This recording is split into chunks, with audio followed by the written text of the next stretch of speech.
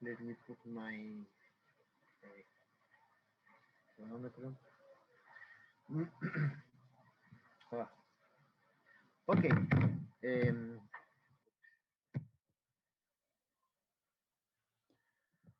Okay, this is a kind of mixture between what I planned to present in this session and what I planned to present yesterday, but I was unable to attend the meeting. Okay, so the issue is just to speak about identification problem and to understand more or less what underlines this kind of problem.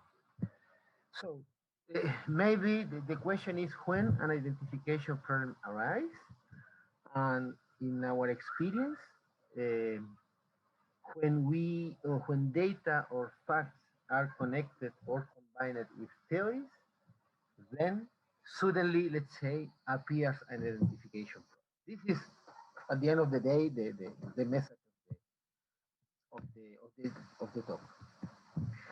This problem was discovered in the 30s and 40s, and there are some nice reference, okay? And in particular, this started a kind of, let's say, movement or something like that, which was and is still called structural modeling. And one of the nice motto proposed by Koopmans, Daily Koopman, was that it's not possible to measure, let's say, or to observe something in this sense without a theory. And uh, the trade-off is just to make a distinction between what we can or we could call an exploratory data analysis, or simply a descriptive data analysis, or even today a kind of data science data analysis or whatever. And the idea of this kind of analysis is just to, I don't know, realize or to look for or to find out some um, relationships or some regularity, some stable relationship or some regularity. And according to Koopmans, or according to this perspective, these regularities or this stability should be or could be due to something that is underlying the data, but it's not possible necessarily just to discover what is underlying the data just by looking at the regularities or the relationship. And so this is a nice quotation from Koopmans in Econometrica. He said that the direction of the deduction from the structure or something that is underlying the data and the data is not cannot be reversed, okay, except possibly with the help of a theory which specifies the form of the structural relationship, the variable which enter into each, and any other detail. So this is a kind of agenda in order to construct a statistical model as we say today. But here, the relevant point is the role that a theory, psychological theory, economical theory, or whatever, play in this construction. So in order to be more concrete, let me take another example, the classical test theory. And let me start by the standard presentation. The standard presentation says simply that the observer score is or can be decomposed in two components: the true score, the so-called measurement error or whatever, or an error, and this should be non-correlated in order to make a kind of distinction between the true score and the measurement error, and the expectation of the measurement error should be zero because this is the way in order to avoid, I don't know, some uh, non-symmetric error or something like that. But the question, when we face an identification problem, or when we face modeling, the question is how tau and epsilon, the so-called true score and the measurement error, are or can be interpreted. Until now, these are simple letters, and this is just a kind of equality, but which is the meaning? Which is the meaning of that? And so, in our view, this question can be answered once the parameter of interest is made explicit, and also this leads to present, in our view, correctly the classical test theory according to Spearman.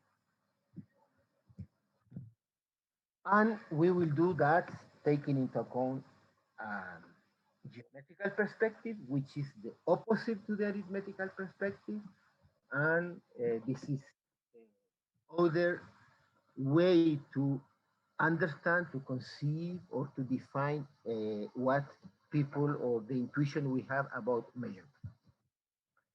So, after reading Spearman 1904, I think the question Spearman want to answer is why two or more than two observations are correlated.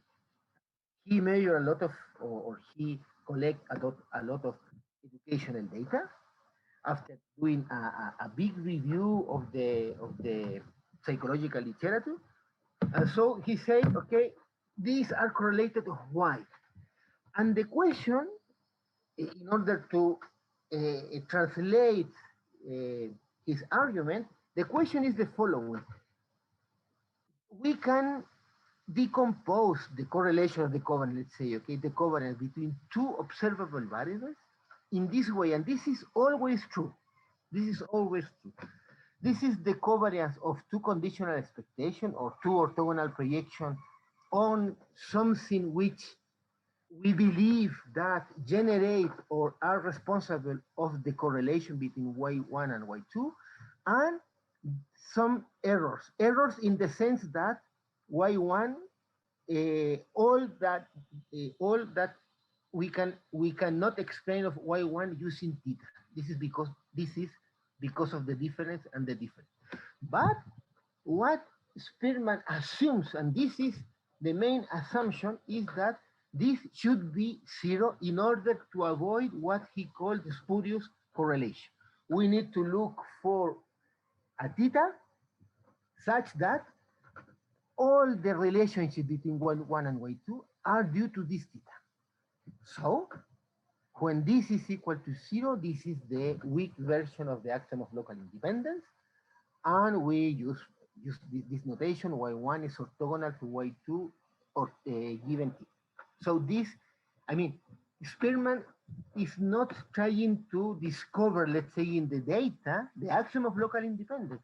He proposed to introduce the axiom of local independence in order to say, okay, there is a theta which satisfies this condition such that all the correlation between two observables is due to theta. So here is our understanding of the problem.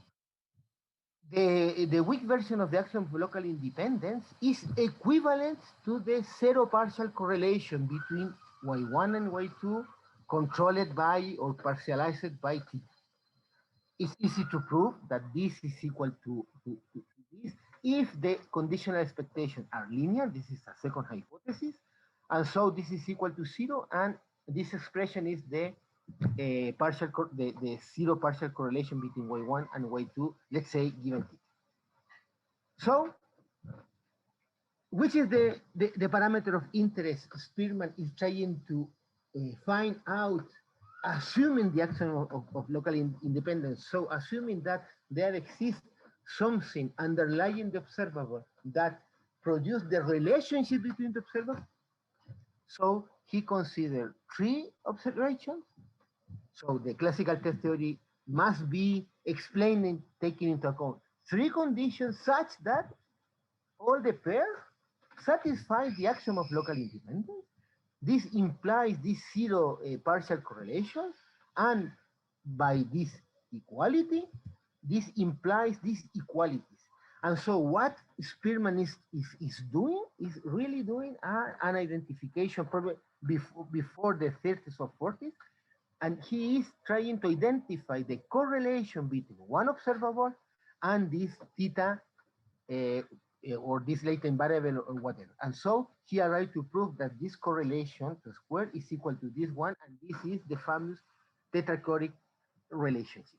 So the tetrachoric relationship is an identification analysis, and this show the parameter of interest. The parameter of interest for Spearman is the correlation between y1 and theta to a square. So the statistical regularities, if you like, using Koopman's jargon, no, are represented through the correlation of the observable, but theoretically, Spearman tried to explain that in his paper. It is assumed that there exists a third variable that, let's say, produce such correlation. This is the axiom of local independence. But in which sense produce? In the sense that this correlation to square is identified. And it's identified because it's expressed only by quantities that are observable, okay? Last sentence, is interesting that the sign of this correlation is not necessarily identified, except no, this could be positive or negative, and there are some combination of correlation which can imply possibilities to identify or not the sign of the relation. Okay, that's it.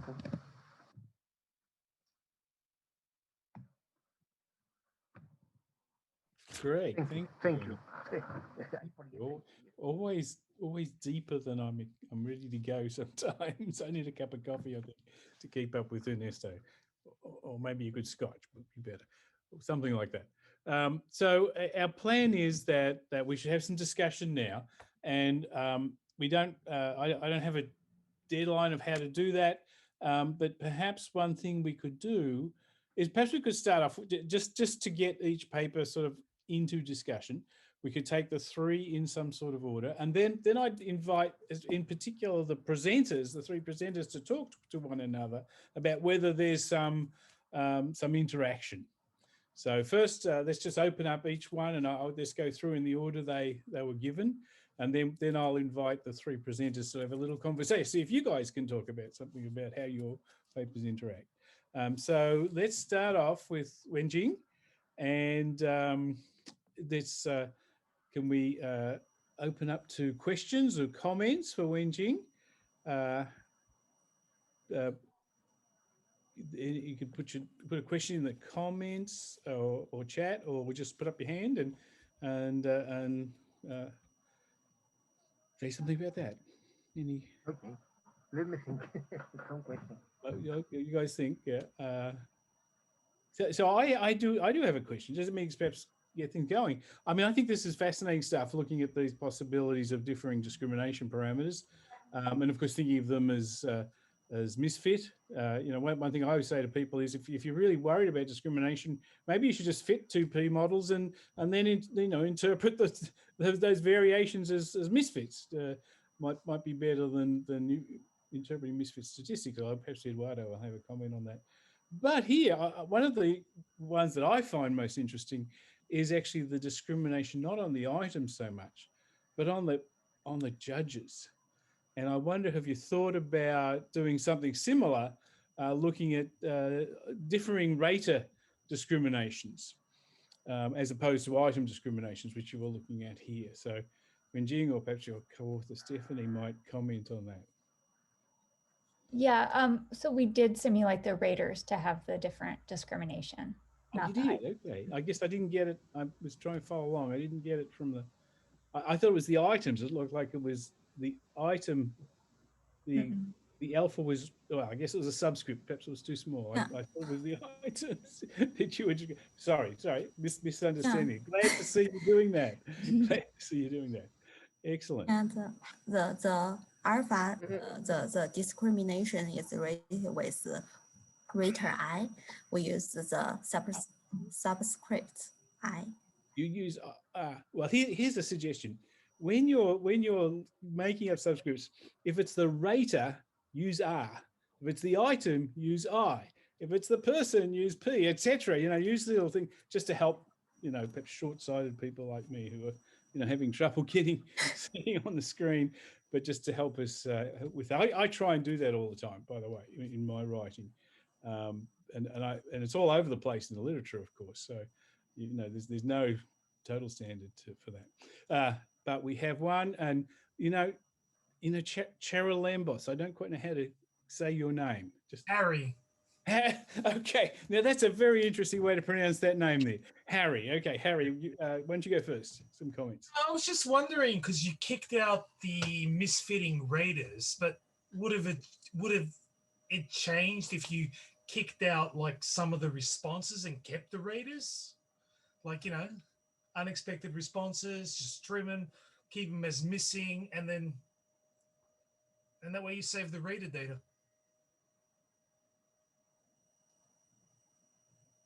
You mean I remove some raters, right? So make the data set incomplete.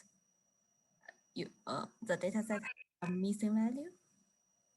From what I understand, sorry, I came late too, but from what I understand was that your misfitting raters, you kick them out, right?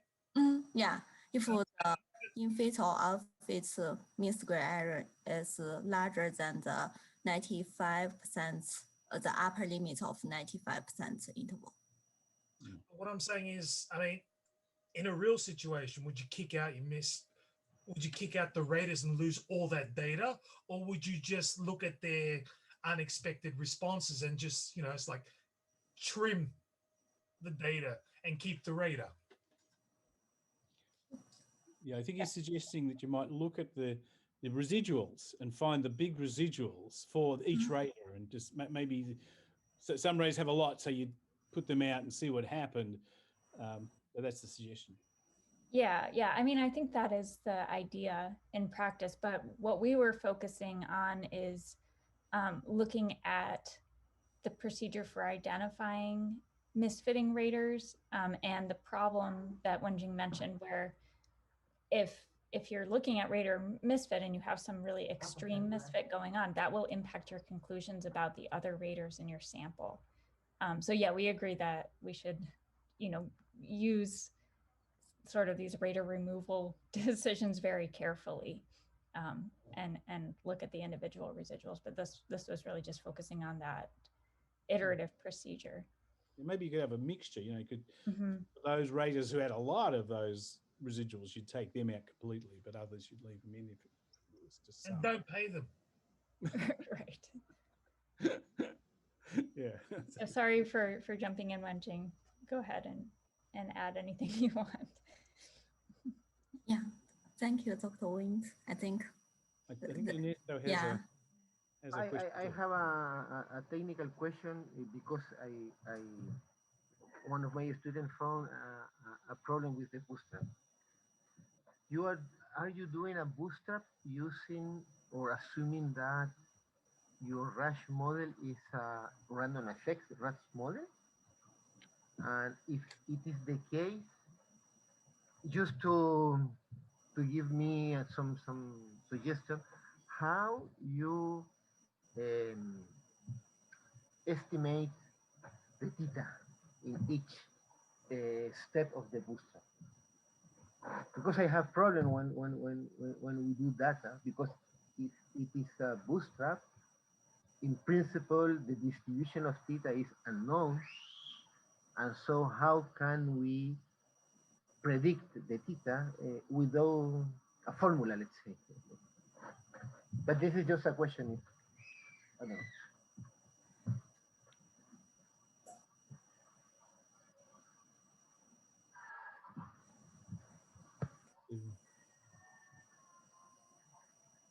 Why would you have perhaps you're a bit puzzled by the question? It's a facets model, so it's fixed effects, not random. Okay. It's a fixed effect. There's, and the program they're using is a fixed effect program. No, there is the theta is a random effect, but the item parameters and the judge parameters are fixed effects. I think. Let's see. But why don't we go on and just have some questions about Eduardo's presentation next. Let's see who's got some comments or thoughts or questions about Eduardo. Let me. Oh, Stephanie, you have a comment? No. Okay. I'll just get the ball rolling. I will mention that there is a very famous study that in the US called the ASVAB study. ASVAB is the test that's used for military recruits to put them into special categories. These are the ones that are going to go into signalmen. These are the ones that are going to go and become, truck drivers, and these are the ones that are going to peel the potatoes, sort of thing. That's the test. And then 1 year, and this I think was in the 60s. This was it turned out the company did a bad job. Who was the private contractor who were doing this, and all the results were wrong. But they didn't find this out till after, so like a couple of years later. They had, in this case, Eduardo, the data that you don't have, or that you're concerned about, the missing data, because they did admit people into the army who didn't pass the test. But of course, then they're the army, so they knew what happened. They went and trained them up as, what electricians and whatever, according to these wrong results. And they could then go and see, well, what happened when we made this mistake? And lo and behold, as you call Mike, yes, the answer was that the incorrectly admitted army recruits did just as well on average as they did the year before and the year after when the test was working. So there is this nice literature about this that says, well, maybe it doesn't matter. Of course, we can look at this as a bigger systems thing and say, oh, well, the military education system adapted to the fact it had some not such great people and worked harder to make them succeed. We could have excuses like that. Or I will say military education, although it's very uniform, is not necessarily great. So there is a little bit of history there. You can probably find other examples of it, but people don't like to admit when they do this sort of stuff. So it's hard to find it in the literature. So there's an example of the sort. That's what you'd like to have to check up on these sort of things. I guess I'd invite comment if you've come across anything more like that, Eduardo. Any instances where we sort of do know the right answer for perhaps the wrong reasons. Sorry, I didn't understand the last part of the. Okay, so I'm not quite sure you didn't understand. I mean, did you get the point that the test was wrongly normed? It was incorrectly normed. It was wrong, the ASVAB. And people who should have failed got into the army, right? So they did know, and then they could follow up and see, well, did they become successful in the things they were selected in? This was a case, it wasn't, the test was being used to find out where should they go. And we do have the Z equals 0 case that you're talking about, where those who failed actually went ahead. So we found out about their success rate. Oh, I'm really sorry. I cannot understand the question. I don't know, pero I'll explain, Eduardo. So te está contando sobre una prueba que es para seleccionar personas a distintos tipos de trabajos dentro de la Armada. Y que se cometió un error y se usó puntajes diferentes que no eran los adecuados para asignarlos a distintas carreras o distintas tareas, distintos tipos de educación dentro de la Armada. Por lo tanto, la asignación fue en puntajes equivocados y por lo tanto podías observar el desempeño de personas que tenían puntajes que estaban por debajo del cutoff score que tú en realidad pensaste que no ibas a poder observar. Entonces, que there is literature, hay literatura en el tema que te puede servir para referenciar esta falta de observación del desempeño a predecir en una población con puntaje descendido bajo el cutoff score. But this is actually very similar what Mark is suggesting to some of the things that we've talked about when talking about special admissions programs to the university, access programs that admit students with admission scores below the cutoff, or actually virtual non-scores. I mean, they have to take the exam, but there are no scores required. So there are few students admitted like that. We've talked about PASE program in Chile, we've talked about Cupo de Equidad, we've talked about Talento Inclusión at the Catholic University. that Yeah, we have a perhaps, little. We have a little information about them. Yeah. so maybe you've looked at that data already. I don't know. No, I have not seen the data. Actually, this is a paper that is published, but we didn't see the data of the non-selected students. We are assuming only that we cannot observe what about the what about the people that it was not selected. But yeah, it can be a very important or a very interesting suggestion for in order to contrast our solution or our Bayesian solution with the reality. Yeah, thank you. Sorry, Mark. Be a nice follow-up case if you could find some data like that. Apply your method and then look at the differences. Yeah, that would it could be very interesting. Yeah, thank you. Other comments for Eduardo or questions? I had one more. Okay. You showed that there was there is one? There are questions in the chat also. Oh, in the chat. Sorry. I'm not looking at the chat. Sorry. I can help you with that. Claudio Valle asks whether you could explain why you are using Mansky instead of other proposed solutions. Yeah. Well, thank you, Claudia, for the question. This is our solution is like the counterpart of Heckman or the solutions of corrected correlation, because the corrected correlation of the Heckman model assume that the relation line doesn't change between the observed and non-observed values. But we think that this is a very strong assumption because we don't know what is happening until the cutoff. Then this is one possibility. The Heckman model is one possibility, but it's not the unique one. Instead, Mansky approach is like you can put in your scenario, you cannot prove the assumption that you are assuming. For example, you cannot prove that the relationship doesn't change, but it's very strong to think that it doesn't change. Yeah. Then Mansky is like it's not a point solution, but it's a partial solution. Then in our approach, we can find a range of values for the marginal effect in non-point solution. I don't know if I asked the question. Okay. Actually, Claudia's not there, so she can't answer you, Eduardo, but good point. Let's see there. Perhaps we'll move on to Ernesto now. Comments or thoughts for Ernesto? There is, in fact, another question from Claudia for you, Ernesto, in the chat, and I'll read it out, but you can also look at it if you pull up your chat. Ernesto, thanks for your presentation. Can you explain the implications for model building if we only count on observables?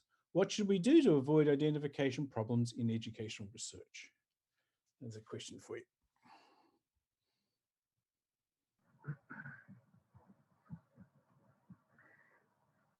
If we rest on a description or explanation of the data, if in principle we are concerned only with predictions, no problem.